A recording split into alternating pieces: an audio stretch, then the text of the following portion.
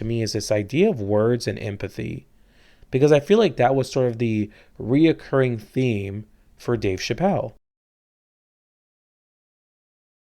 Hey guys, my name is James and welcome to This Beautiful Crazy Life. If you're new to this channel, what do we talk about here? We talk about everything: theology, religion, politics, media, philosophy, I guess Dave Chappelle, everything from a Christian lens. The goal of my channel is to try to explore big ideas and add nuance and just give my view. And I wanted to give my view today about this Dave Chappelle stand-up. So as you guys know who Dave Chappelle is, he's a famous stand-up comedian.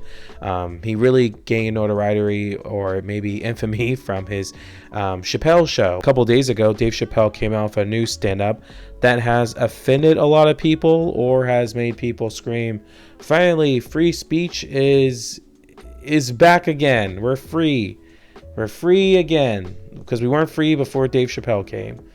And I just think, like, I don't think we're getting the point of Dave Chappelle's like skit. Is it simply to offend everyone, or is it like something bigger? Like, some of the worst takes about this is like, Dave Chappelle was just offending people to offend people, and clearly hates gay and transgender people, while the other side is like making this take where, well, look, the left can't ever take jokes.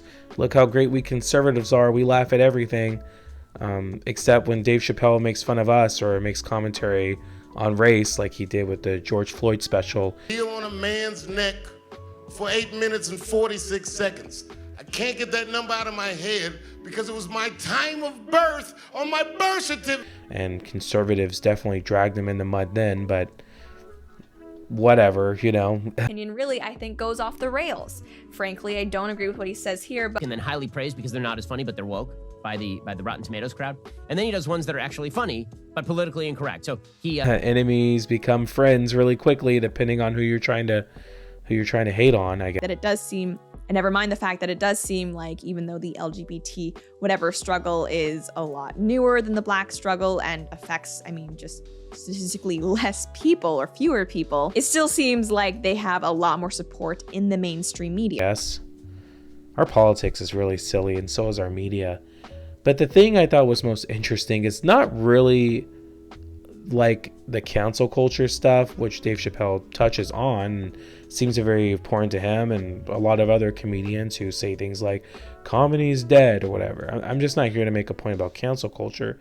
But really, I think the two big things that really stood out to me is this idea of words and empathy, because I feel like that was sort of the reoccurring theme for Dave Chappelle. I think we all know just how much society in America has changed just in the last like 20 years. Like, so much has changed.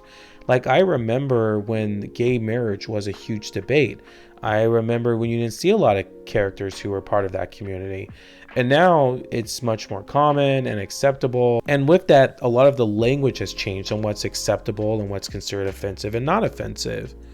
And a lot of people are having problems with it. People feel that within the LGBTQ community, the activists there are constantly changing words or moving the goalposts to what's acceptable and what's tolerable, what's considered loving someone, what's considered standing up for someone.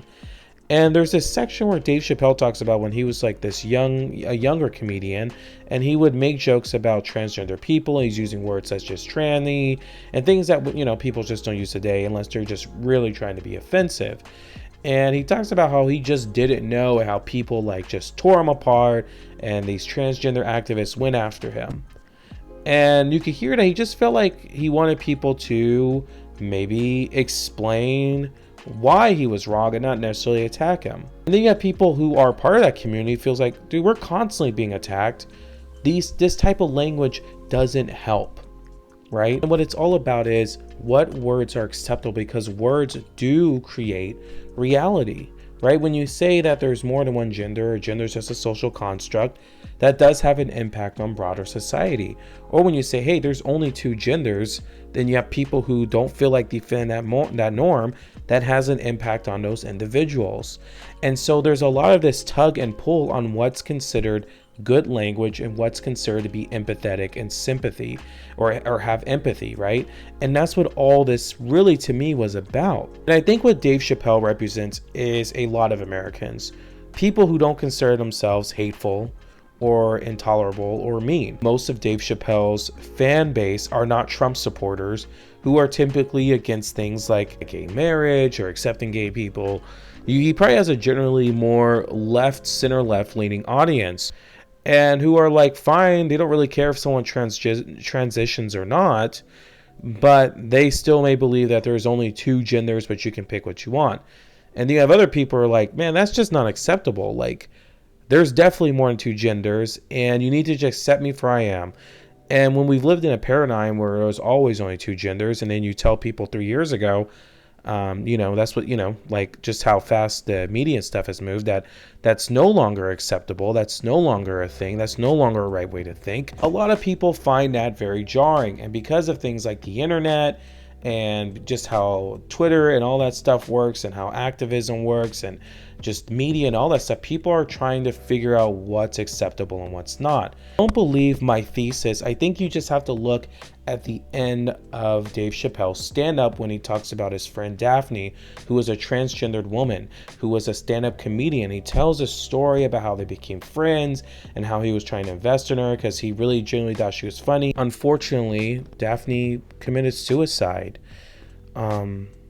which is tragic.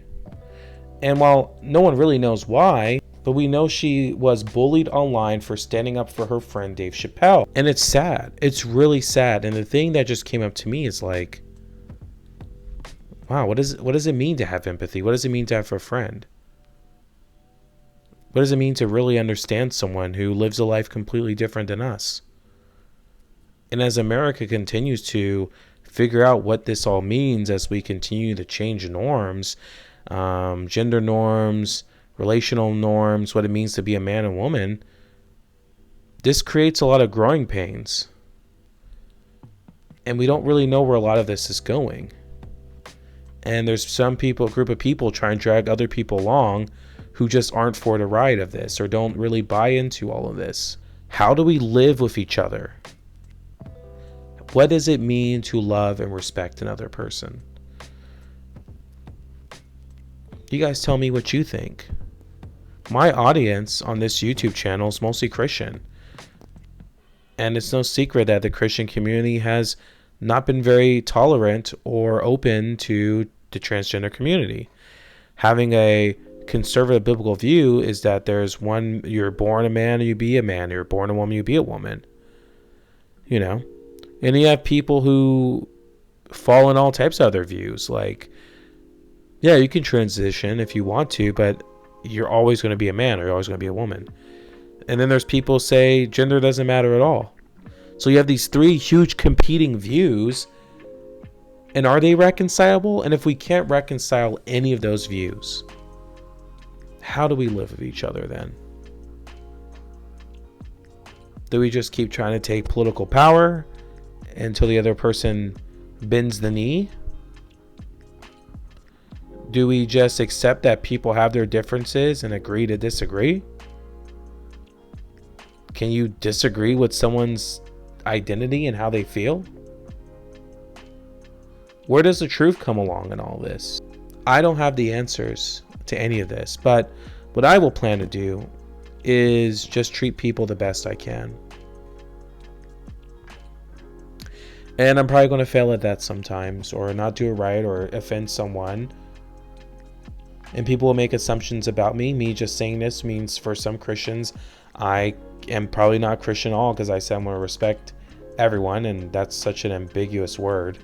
For other people, simply being a Christian means I'm part of something that fundamentally hurts them. And then for a good part of the country, they'll just probably be like not thinking about it at all or sick of the conversation. I don't know. But tell me what you guys think. And I'll see you guys later.